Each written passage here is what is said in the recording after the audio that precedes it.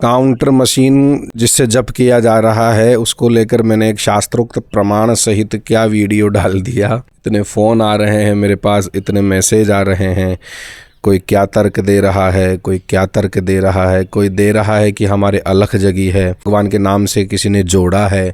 तो भैया मैं आपको बता दूँ, जुड़ने में तो दुर्योधन भी जुड़ा हुआ था भगवान के नाम से, कंस भी जुड़ा हुआ था, रावण भी जुड़ा हुआ था।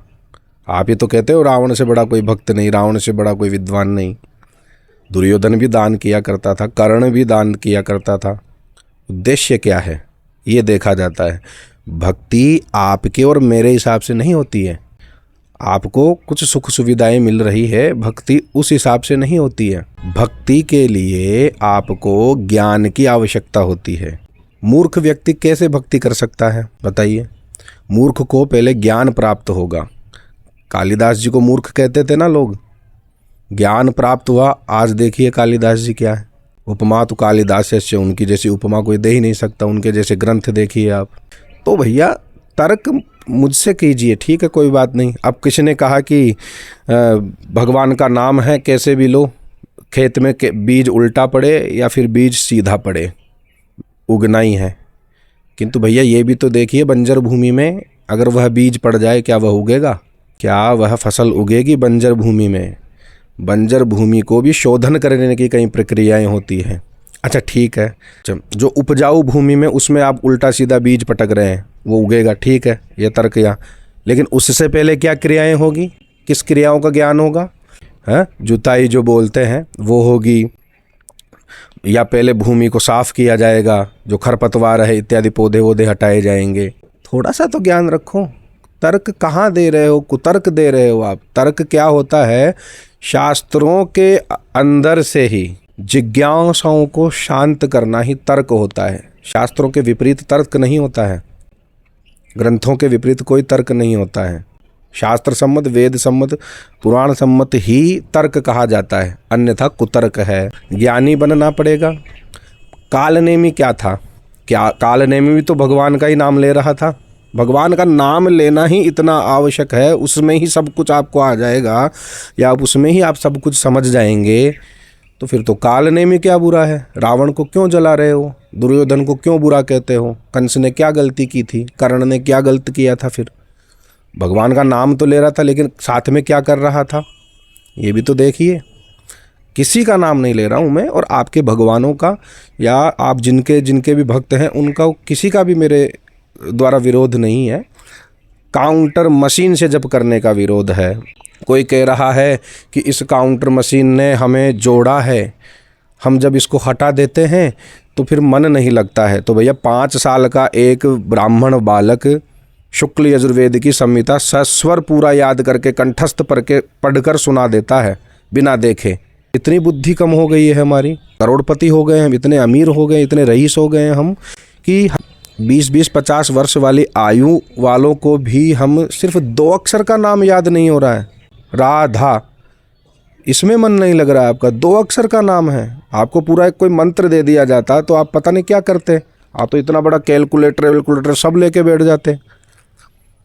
ट्रेंडिंग में मत रहो, ट्रेंडबाज मत बनो, यही मेरा समझाना है।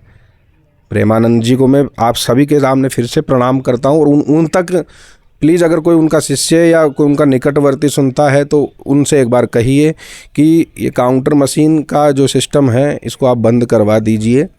नहीं भी करवाएंगे तो भी धर्म पर तो कोई फ़र्क नहीं पड़ेगा, धर्म तो सनातन है, प्रारंभ से ही है। लेकिन इस तरह से किसी शिष्य को या किसी अपने खास को खुश करने के लिए इस तरह से नहीं कहना चाहिए। बस यह कहना था मेरा।